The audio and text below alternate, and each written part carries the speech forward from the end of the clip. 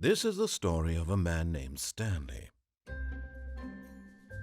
Stanley worked for a company in a big building where he was employee number 427. Employee number 427's job was simple.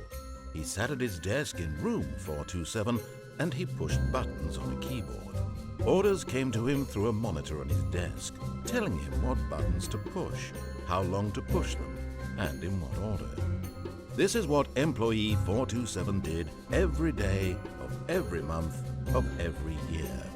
And although others might have considered it soul-rending, Stanley relished every moment that the orders came in, as though he had been made exactly for this job.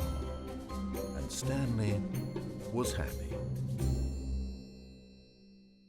And then one day, something very peculiar happened. Something that would forever change Stanley. Something he would never quite forget. He had been at his desk for nearly an hour when he realized that not one single order had arrived on the monitor for him to follow. No one had showed up to give him instructions, call a meeting, or even say hi. Never in all his years at the company had this happened, this complete isolation. Something was very clearly wrong. Shocked, frozen solid, Stanley found himself unable to move for the longest time. But as he came to his wits and regained his senses, he got up from his desk and stepped out of his office.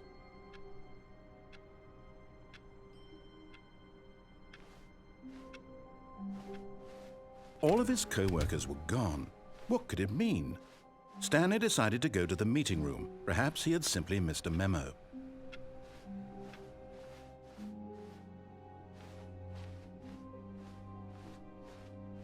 When Stanley came to a set of 2 open doors, he entered the door on his left.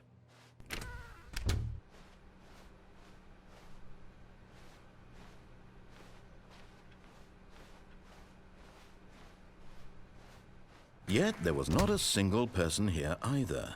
Feeling a wave of disbelief, Stanley decided to go up to his boss's office, hoping he might find an answer there.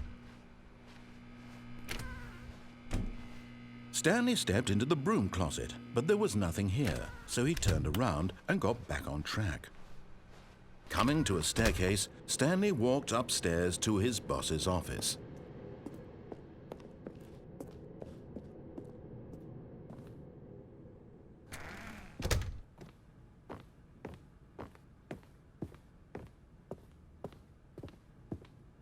Stepping into his manager's office, Stanley was once again stunned to discover not an indication of any human life. Shocked, unraveled, Stanley wondered in disbelief who orchestrated this. What dark secret was being held from him? What he could not have known was that the keypad behind the boss's desk guarded the terrible truth that his boss had been keeping from him. And so the boss had assigned it an extra secret PIN number, 2845. But of course, Stanley couldn't possibly have known this. Yet incredibly, by simply pushing random buttons on the keypad, Stanley happened to input the correct code by sheer luck. Amazing. He stepped into the newly opened passageway.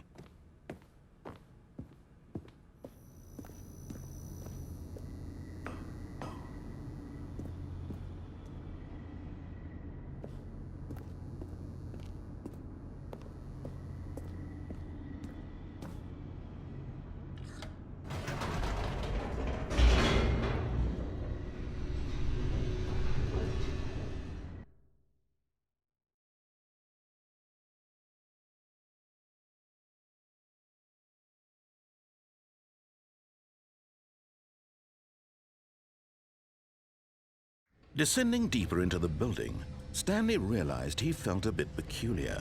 It was a stirring of emotion in his chest, as though he felt more free to think for himself, to question the nature of his job. Why did he feel this now, when for years it had never occurred to him? This question would not go unanswered for long.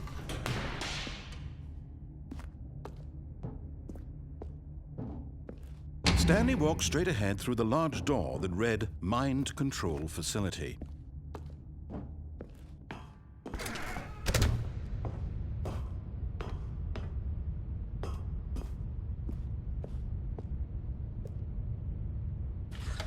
The lights rose on an enormous room packed with television screens. What horrible secret did this place hold? Stanley thought to himself. Did he have the strength to find out?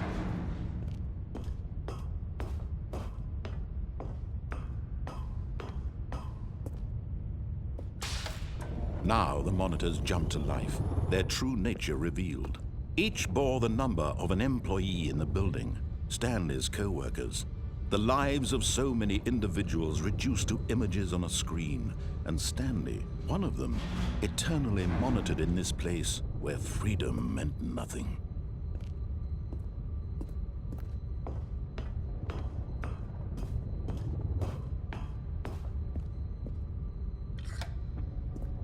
This mind control facility, it was too horrible to believe. It couldn't be true. Had Stanley really been under someone's control all this time?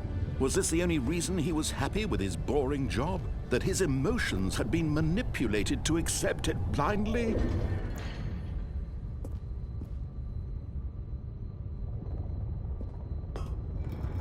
No, he refused to believe it. He couldn't accept it. His own life in someone else's control? Never! It was unthinkable, wasn't it? Was it even possible? Had he truly spent his entire life utterly blind to the world? But here was the proof, the heart of the operation. Controls labeled with emotions, happy or sad or content, walking, eating, working, all of it monitored and commanded from this very place. And as the cold reality of his past began to sink in, Stanley decided that this machinery would never again exert its terrible power over another human life. For he would dismantle the controls once and for all.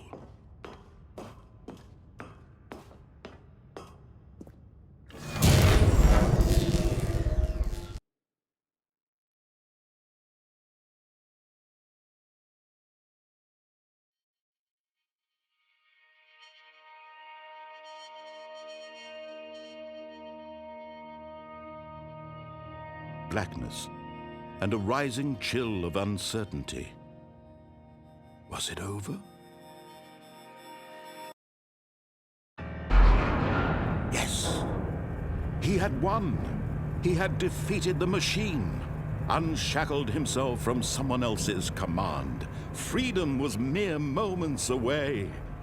And yet, even as the immense door slowly opened, Stanley reflected on how many puzzles still lay unsolved. Where had his co-workers gone? How had he been freed from the machine's grasp? What other mysteries did this strange building hold? But as sunlight streamed into the chamber, he realized none of this mattered to him, for it was not knowledge or even power that he had been seeking, but happiness. Perhaps his goal had not been to understand, but to let go. No longer would anyone tell him where to go, what to do, or how to feel. Whatever life he lives, it will be his. And that was all he needed to know. It was perhaps the only thing worth knowing. Stanley stepped through the open door.